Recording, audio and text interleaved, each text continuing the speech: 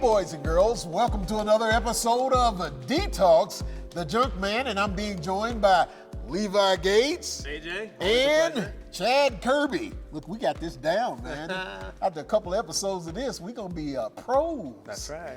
All right, we've got a question from one of our viewers who wants to know, what does the future hold for the detailing industry?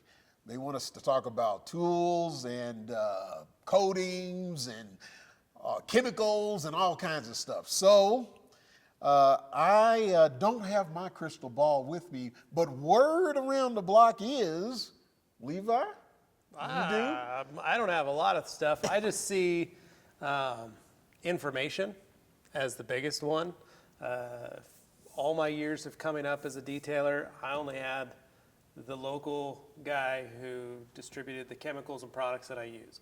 He was my only outlet into the detailing world, or what it would work, or what any of that was. In the last 4 years, I have the internet, I have Facebook, I have YouTube, I have shows like this, I have, being able to connect and network with other detailers in the industry, in my neighborhood, in my city, in my state, in my country, in the world. I see information and the availability of products, and just the fact that you can literally, I never thought 15 years ago that I could call the CEO of a company and ask him a question about a product. And then shortcut to, I can actually do that, and he'll answer my question. Yeah. So for me, it's information. Okay. I see that being the biggest thing that brings more transparency to the chemical companies, to the product companies, the tool companies.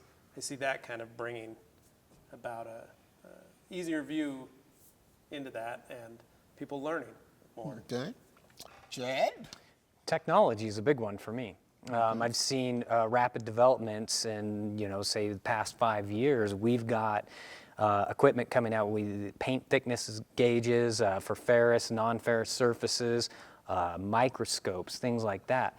Ultimately, is that something that we're going to utilize all the time? No, because we have a little bit of muscle memory and knowledge of what we're doing. So is it always applicable? No, but it helps in that marketing standpoint significantly.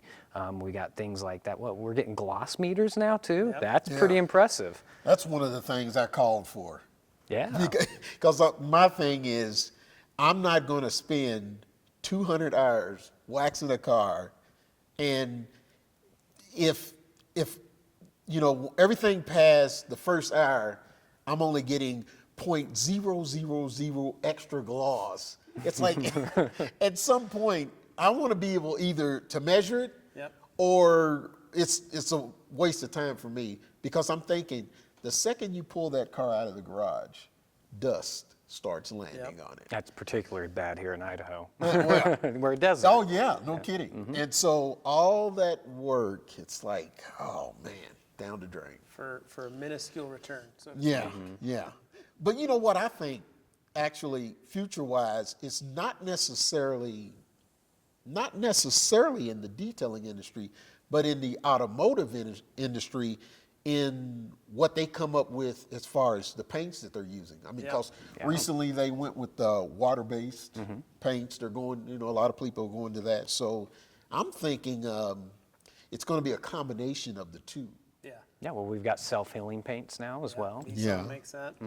Anybody had any experience seeing it actually work? Yeah, I've done several GTRs. Okay. And it's, we're talking hairline scratches to deeper scratches, or random isolated deep scratches. Obviously aren't going to come out with something like that, but Right. Getting the surface warm with a hot water helps out a lot in diminishing those. So. Yeah, it's pretty wild stuff to be able to see that. For me, I think coatings are going to bring a little more market share, so to speak. Yes, there is an influx of it. I do think some of those will die off.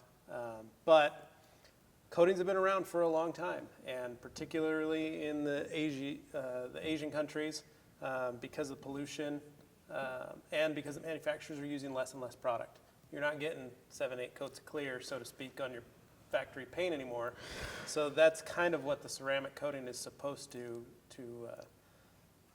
act like. It is the sacrificial layer. It is what you want to take all the pollutants and harsh chemicals and things to hit that and not your factory clear coat. So that way it saves. Far cheaper than a respray. Exactly. You know, speaking of those coatings, a lot of folks get waxes and coatings mixed up thinking that they kind of do the same thing. Yeah. Waxes, coatings, sealants. We've got about 3 different types out there. Yeah, yeah. So there's significant difference between Yeah. them. What I tell customers is think of your paint like your skin. And it's if you're totally naked and you're standing out there in that 4 inches of snow we got, you're probably not going to be doing too well. Yeah, yeah. Now, you could go out dressed like Chad with a short sleeve shirt and some shorts or pants, and you might do all right. That is a carnauba wax. Yeah. It's a little bit of protection. It's better than nothing.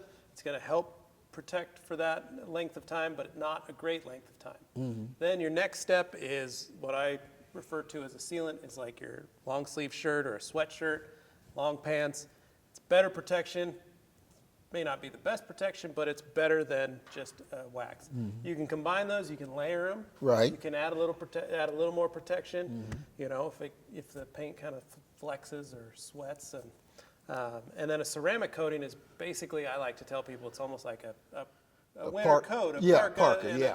You know, it's going to protect against everything. It may not be exactly what you need it for in that situation, but it is a higher level of protection.